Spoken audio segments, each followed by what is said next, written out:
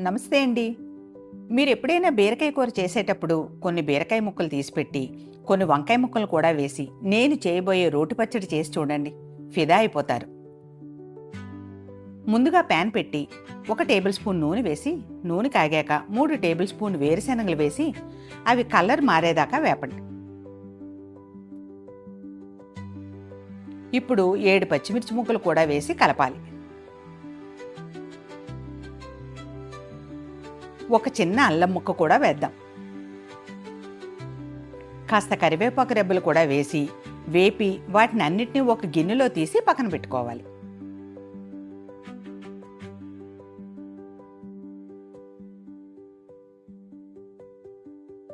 అదే ప్యాన్లో 4 చిన్న వంకాయల్ని ముక్కలు కోసి వేయండి.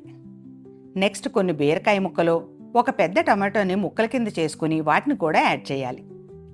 ఇప్పుడు నానబెట్టిన కాస్త చింతపండు, రుచికి తగినంత ఉప్పు వేసి కలపాలి. కొద్దిసేపు వీటిని మగ్గనిద్దాం. చూడండి, ముక్కలన్నీ బాగా మగ్గిపోయాయి. ఇప్పుడు వీటిని రోట్లో వేసి రుబ్బుదాం. ముందుగా వేపి తీసుకున్న వేరుశనగలను వేసి కాస్త బరకగా రుబ్బాక వంకాయ, బీరకాయ ముక్కలను కూడా వేసి రుబ్బాలి.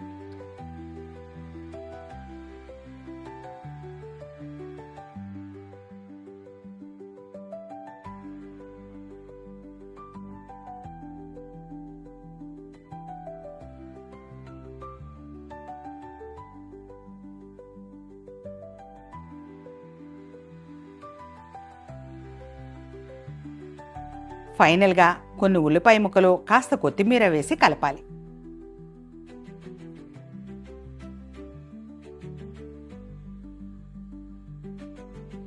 అంతేనండి, వంకాయ బీరకాయ రోటి పచ్చడి రెడీ.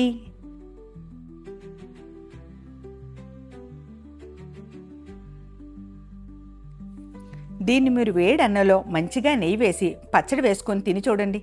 మీకు తప్పకుండా నచ్చుతుంది.